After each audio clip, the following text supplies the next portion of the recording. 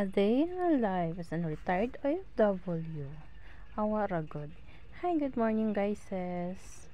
Every morning routine no manghugas yung plato kaya ang pagkagabi na may mga bilin mga hugason magtimo man tag mga kaadlaw no usay naging mga plato mabilin. So morning na usay dili pa mo mata si Pauline ang kinahanglan gid ako siyang tawagon akong pabangonon. So usay nagtambak na ang mga plato niya di ko kapanghugas kay si Bibi magmata magkugos pod ko niya usahay ay mga igralay unahon ako panghalay no niya. So dugay-dugay po na siya siguro matulog mo nang dugay siya makabangon so ako gyud siyang pukawon pagkahuman ana while natulog si Bibi no nagdali-dali na lang kog lawoy ug gulay dira para nami tusod anon sa tibok maghapon na pa may patulang nga gihatag si mama atong isang adlaw og kamunggay so mo na pud akong ginahinayag hagpat akong gipanitan og ako ang gihiwa-hiwa kay ako ra nang gisahon og ahos bumbay ug ginagmay ug ako ra nang lawoy butangan lang og tanglad no kay mora na among isagol sa kuan kay lugaw-lugaw ra man ko karon kay usahay lagi mukaon kog dinaghan kay murag di ko matunawan mag-stuck sa akong tiyan mo ani magsakit akong tiyan kay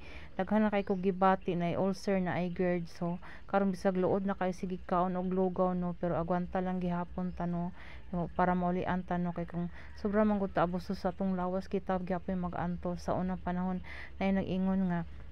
sige mo kuan sa inyong lawas abusar pag ang edad mo diha na ninyo nabation dili ka mo tuo kay bata pa pero mag-edad no pila pa lang karon akong edad murag ako ang gibati pang 60 na nanay man nakita kong tuhod man nakita kong likod mura na akong lupig pay pang rheuma ani so mientras bata ano ka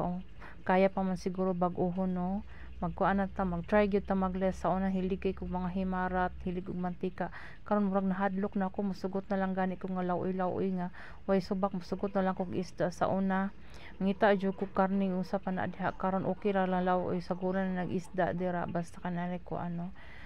mag-try na ko nga kuan dili himarat kay nahadlok na lagi ko sa kung kuan bata pa kay ko niya mga anak nagkinahanglan pa nako so manglimbaso jud ta nga